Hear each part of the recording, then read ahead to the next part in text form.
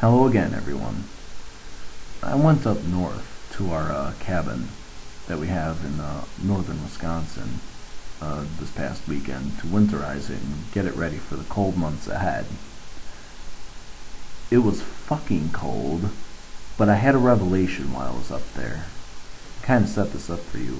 I and my sister had set up a fire outside in the freezing cold, just outside of the cabin that we had.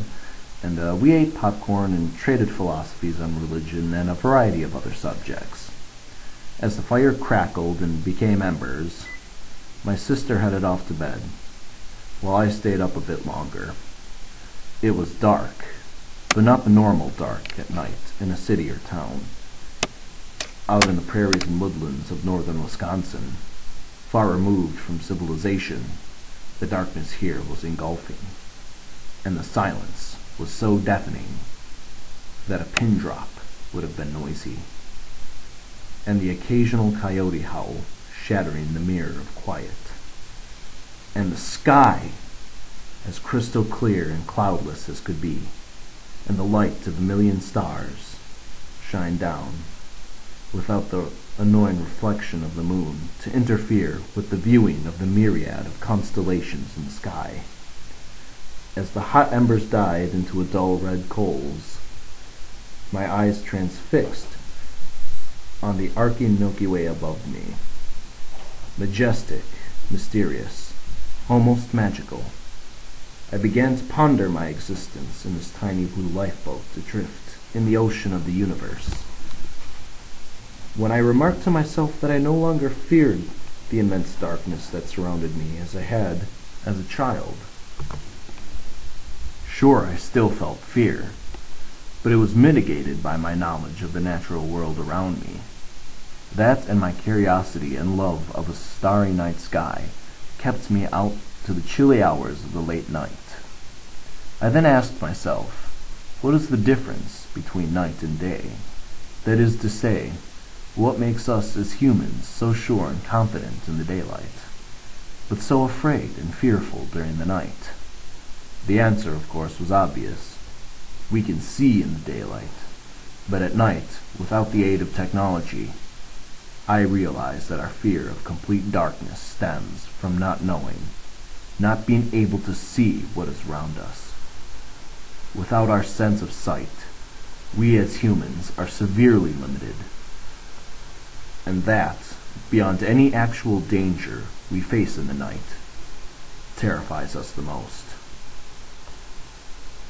And then I got to thinking about religion and how much fear some of those people must have because of the ignorance they live their lives in, and the fear that a deity will punish them for eternity if they don't follow a stupid set of traditions laid down to control them. I then began to wonder why I cared so much for what others believe.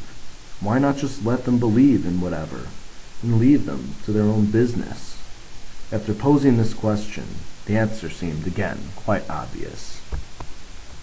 It was because I cared whether or not my fellow human beings lived in fear, having once let fear rule me, and I saw how horribly it degraded my quality of life. I viewed that if it was in my power, I would not let fear destroy people like it had almost destroyed me, which is why I am here to help those who live in religious fear.